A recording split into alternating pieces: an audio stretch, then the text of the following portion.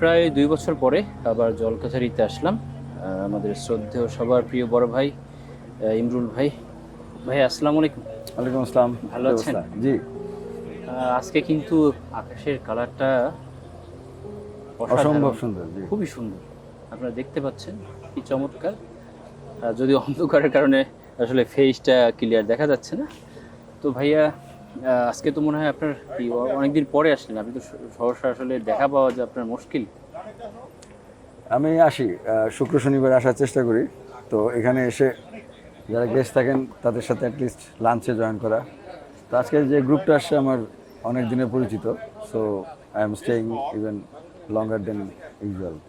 আসলে যারা Saint Martin, Cox's বাজার বা নিঝুম দ্বীপ আমরা যাই, বিশেষ করে এই সূর্যাস্ত দেখার জন্য বা সূর্য ডোবা দেখার জন্য। তো এই যে পরিবেশটা, এই পরিবেশে আসলে এরকম চমৎকার পরিবেশ এই ঢাকা বা আশেপাশে গাজীপুর, আপনি কেরানীগঞ্জ যেখানেই বলেন, এরকম কিন্তু কোথাও পাবেন না। খুবই অন্য রকমের আসলে এই যে ক্রিয়েটিভিটি বা সব ক্রেডিট ইমরুল ভাই। উনি খুবই ব্যস্ত মানুষ। আপনারা যদি কেউ এই রিসোর্টে আসেন সেক্ষেত্রে আপনারা হোয়াটসঅ্যাপে নক দিয়ে আসবেন, কারণ উনি আপনি দেখতে পাচ্ছেন রাতের বেলা কি চমৎকার লাগে।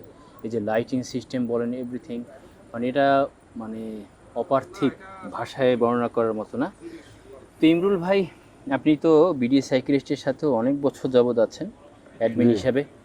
আর দেশের আনাচে কানাচে সাইকেলিং করে বেড়ান। তো জি। এই যে আপনার জলকাছারি, এর আগেও আমি অনেকবার কোশ্চেন করেছিলাম আসলে, মানে এই মেইন উদ্দেশ্য কী ছিল আসলে আপনার এই জলকাছারি এই উদ্যোগ নেওয়ার পিছনে আর কি? উদ্যোগটা ছিল হচ্ছে এরকম একটা নেচার স্পেস যেখানে নদী এত সুন্দর এবং ঢাকার এত কাছে। মোহাম্মদপুর বেড়িবাঁধ থেকে এখানে আসতে আমি পাবলিক ট্রান্সপোর্টের কথাই বলি, সিএনজিতে 25 মিনিটের মতো লাগে এবং 200 টাকা, 220 টাকা, 250 টাকা চলে আসা যায়। আবার গাবতলির ওদিক থেকেও সেম। তো এই ডিস্টেন্সে এরকম একটা সুন্দর জায়গা আছে। একটা ইয়ে ছিল যে এইটা মানুষের এনজয় করা উচিত। এবং পোস্ট কোভিড পিরিয়ডে আমাদের যাদের, আমরা শহরে থাকি, আমরা সবাই একটা জিনিস আমরা টের পেয়েছি যে নেচারের সাথে থাকাটা কত ইম্পর্টেন্ট। আর অনেক দেশেই আমরা দেখছি যে বিভিন্ন পেপারেও আসছে যে স্কুল এখন চার দেয়ালের বাইরে নিয়ে যাচ্ছে। জাপানে এরা শুরু করছে যে নেচারের মধ্যে স্কুলিং, এবং ওইটা আউটকাম খুব ভালো পাওয়া যাচ্ছে। কোভিডের সময় মানুষ ঘরে থাকতে থাকতে এবং শহরের যে বদ্ধতা সেটার থেকে মুক্তি পাওয়া শর্টেস্ট টাইমে সবচেয়ে সুন্দর একটা নেচার স্পেস এটা। ধলেশ্বরী নদী যেমন সুন্দর, এইখানের আশপাশটাও অনেক সুন্দর এবং ওদিকে কোনো ঘর বাড়ি নাই এবং এখনো পর্যন্ত নিষ্কলুষ। আর এই নদীটা আহ, কোনো এই দূর থেকে ভাইয়া যে ওই পাশে জি, দেখা যাচ্ছে, ওটা মনে হয় পারগ্রাম। পাড়াগ্রাম হচ্ছে নবাবগঞ্জের অংশ। পাড়াগ্রাম হলো আমরা হচ্ছে নবাবগঞ্জ। ও, কেরানীগঞ্জ। মানে এই নদীটা ধলেশ্বরী নদী পার হলে ওই জি, পাশে পাড়াগ্রাম হলো। ওই পাশে হচ্ছে নবাবগঞ্জ নবাবগঞ্জ উপজেলা। আর উপজেলা। আমরা হচ্ছে কেরানীগঞ্জ। তো আগের দিনে মনে হয় ওইদিকে নবাবরা থাকতেন, এখানে কেরানীরা থাকতেন। এই যে আপনারা দেখতে পাচ্ছেন, এই যদি ইচ্ছা করেন একটা ধরেন মোটামুটি বড় গ্রুপ নিয়ে এই যে এই যদি এই টাইমটাতে ট্রলারে করে বা নৌকা করে ঘোরা যায়, কি চমৎকার আকাশ, মানে ভাষায় আসলে প্রকাশ করার মতো না। তো ভাইয়া, আপনি এক্স্যাক্টলি মানে আশেপাশেই থাকেন না বাসা বেশ দূরে আপনার? আমি ঢাকায় থাকি। আমার বেড়ে ওঠা, জন্ম এবং পেশাগত জীবন সবই ওখানে। তো এখানে আমরা সাইক্লিং করতে আসি 3 নদীর মোহনা, তারপরে নবাবগঞ্জ, ওইদিকে বান্দুরা হয়ে মানে এই ভাগ্যকুল। সাইক্লিং করতে আসার কারণেই হয়তোবা আপনার এই উদ্যোগটা নেয়া যে এই এরকম একটা জায়গাটা দারুণ ভালোবাসা কিছু হতে পারে। এবং পছন্দ করা। জি জি জি। তারপরে এরপরে দেখলাম যে আর কি কি এটার সাথে যায়। সো যে ফ্যাসিলিটিটা এখানে করা হয়েছে সেটা আহামরি কিছু না। আমরা চেষ্টা করছি, বা আমি চেষ্টা করছি যতটা সিম্পল রাখা যায় এটা, এবং যতটা নেচারের সাথে কনফ্লিক্ট তৈরি না করে, সো নেচারের সাথে হারমোনি সৃষ্টি করে যেটা করা যায়। আর প্রত্যেকটা পয়েন্ট থেকে যাতে নদীটা দেখা যায়। যদি কেউ কটেজে থাকে সেও নদী দেখতে পারবে, আর যদি সে সানসেট রুমে থাকে তাও নদী দেখতে পারবে। এই যে আমরা আমরা বেশ আবার খাবারের জায়গাটা যেটা আছে সেটাও খাওয়ার সময়ও তার নদীর সাথে কন্ট্যাক্টে থাকবে। সো কোনো ব্যারিয়ার যাতে কোথাও থেকে না থাকে। সো নদীটা মুখ্য। এর সাথে আমাদের, আপনি জানেন আমাদের খাবার খুবই অ্যাপ্রিসিয়েটেড। শুধু অ্যাপ্রিসিয়েটেড না, অনেকের কাছে সেলিব্রেটেড। এবং এই আইটেমগুলো সব বাংলাদেশি খাবার। আমরা স্পেশাল প্যাকেজে সারাদিনে 31টা আইটেম সার্ভ করি, তার মধ্যে 30টা আইটেমই হচ্ছে বাংলাদেশি। তো এইটা করার জন্য যে টিম, তাদের গ্রুমিং, তারপরে তাদের ট্রেনিং, এইগুলো সবই ইনক্লুড করে আমি মনে করি যে আমরা উৎকর্ষ যেটা সেটা চলেই যাচ্ছে। বিধান আমাদের চা চলে আসলো এই পরিবেশে বসে, এই যে চমৎকার চা আর আমরা ইয়ে খাবো। এখানে আমরা চেষ্টা করছি যে কোনো জিনিসই যাতে আমরা প্লাস্টিক বা পলিথিন এটা মানে এই কোনো দেখেন ইউজ করি না। আপনারা কিন্তু সব এখানে যা ইউজ করে যে কাপ সব মাটির, হ্যাঁ? এবং আপনি একটু লাইট দিলে আরও ক্লিয়ার হবে। জি এটা এটা মাটি জি, মাঝখানে, আচ্ছা, এটা স্পিল হয়েছে এবং এটা পুরোটা কাঠ। জি জি জি।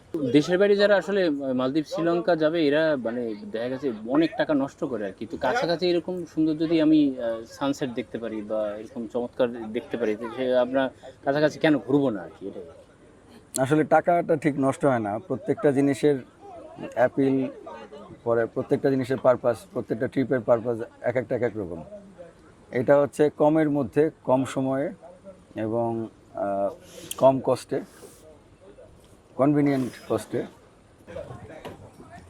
আমাদের মেইন অফারিংসগুলো হচ্ছে বাংলার দেশের সুন্দর নদী ধলেশ্বরী, তারপর আমাদের খাবার এবং আতিথেয়তা।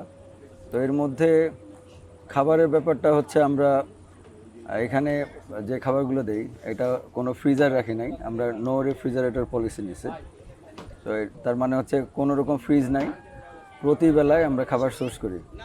এবং খাবার সোর্স করি মানে হচ্ছে ইনগ্রেডিয়েন্টগুলো লোকাল কলাতিয়ার সবজি দিয়ে প্রত্যেক বেলায় যে আইটেমগুলো আমরা সার্ভ করি।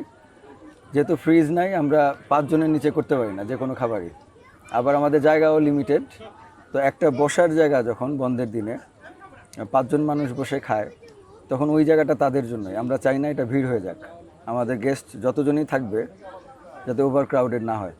তো এই কারণে আমাদের যে জায়গাটা আসলে 15 জনের, সেইটাই 5 জনের। 5 জন আসলে অফিস যেতে আমরা ওইখানে আর বাকি গেস্ট নেই না। আবার আর একটা সাইডে ওইখানেও 5 জন আসলে আর কোনো গেস্ট নেই না। তার মানে হচ্ছে এই 5 জনই আমার গেস্ট এবং 5 10 জন ওই দিন আমার গেস্ট। আবার শুক্রবার শনিবারে এরকম 10 ওইটাও কিন্তু 5x2, মানে দুইটা সেট অফ কুকিং। এই জন্য আমাদের কাপড় নিতে পারি না। আর একটা হচ্ছে জায়গা যতটুকু আছে 2 জন করে যদি আমরা এক একটা স্পেস দিয়ে দেই, ওইটাই 10 জনের স্পেস। সিকিউরিটির বিষয় হচ্ছে আমাদের এখানে যত স্টাফ সব আশেপাশে প্রতিবেশী বাড়িগুলো থেকে আসা এবং তাদের গৃহকর্ত্রীরা আমাদের এখানে কাজ করেন।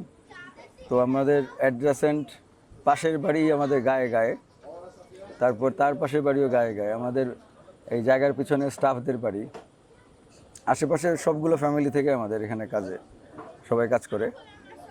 এবং যেহেতু we are surrounded by community, এরকম একটা নদীর পাশে শুধু আপনার গার্ড টার্ড দিয়ে এখানে কাজ হবে না। আমি যদি ওই কমিউনিটির অংশ হয়ে যাই, তাহলে community will not only protect me but also comfort আস।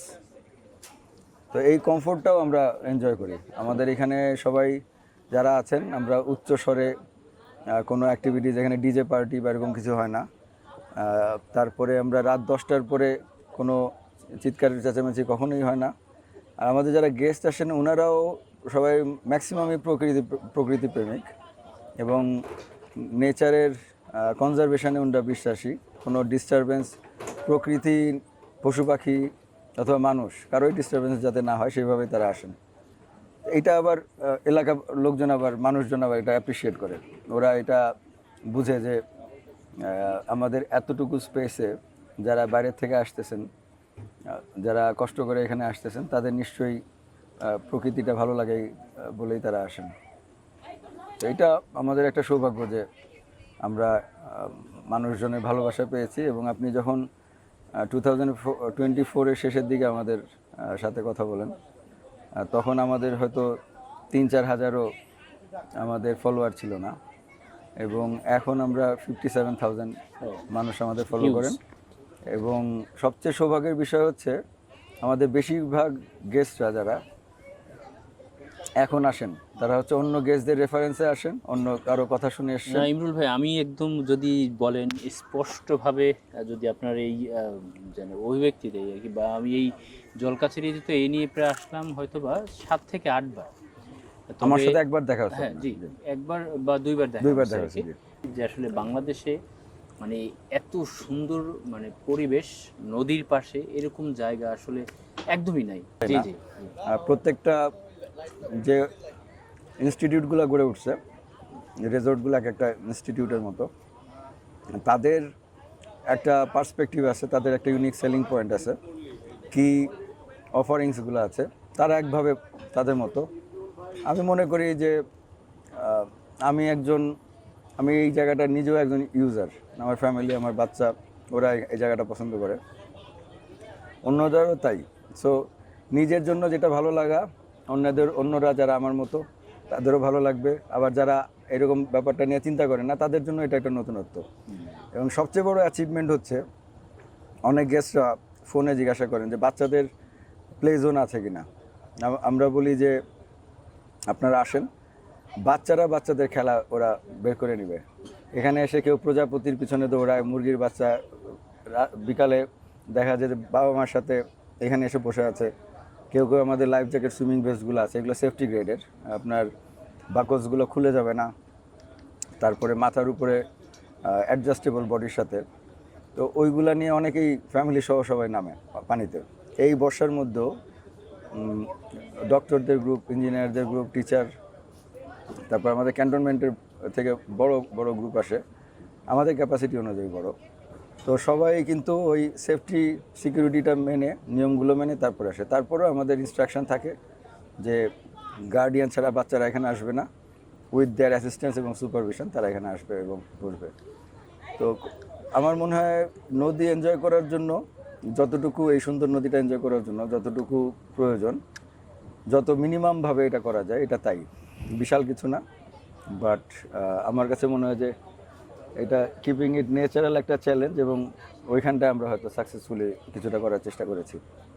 এবং ভবিষ্যতে হয়তো আরও বড় স্পেসে যদি জল কাচারি কখনো যায়, নিশ্চয়ই পানির কোনো পাশে, জল কাচারি যেহেতু পানির পাশে থাকতেই হবে, তো সেটাও আমরা এক্সপ্লোর করছি যে ভবিষ্যতে হয়তো কোনো নতুন ইনিশিয়েটিভ হলে ওইটাও আমরা সিমিলার একটা কনসেপ্টই করার চেষ্টা করবো। আপনি মনে হয় খুব ব্যস্ত আছেন বা কাজে, আপনাকে আর আজকে ডিস্টার্ব করব না। তো শেষ একটা মানে যারা দেখবে তাদের উদ্দেশ্যে একটা, যারা নতুনভাবে ট্রাভেল শুরু করবে, সাইকেলিং শুরু করবে, পরিবেশ ভালোবাসবে যারা, তাদের উদ্দেশ্যে আপনার একটা শেষ বক্তব্য দিয়ে আজকে আমাদের এই ভিডিও শেষ করবো আর কি। আমি আসলে কোনো শেষ বক্তব্য দিতে চাই না। এটা হচ্ছে, আপনারা পরিবেশকে সুন্দর রেখে, পরিবেশকে নষ্ট না করে, যে কোনো ইনিশিয়েটিভ, একটা বাড়ি করি, রিসর্ট করি, অথবা রিসর্টে যাই, পলিথিনটা, প্লাস্টিকটা অ্যাভয়েড করি, এবং বায়োডিগ্রেডেবল প্রোডাক্টগুলো যেগুলো আছে সেগুলো ইউজ করি। আর যখন কোথাও যাব, যাতে আমরা নেচারের কনজারভেশনটা একটু খেয়াল করি। প্রিজারভেশন এবং কনজারভেশন, মানে নেচারে, প্রকৃতিরে নষ্ট না করে আরও সুন্দর করার চেষ্টা করি। Thank you so much. Thank you ভাই, আসসালামু আলাইকুম। ওয়ালাইকুম আসসালাম। ইভিনিং স্ন্যাক্স চলে আসলো আর কি।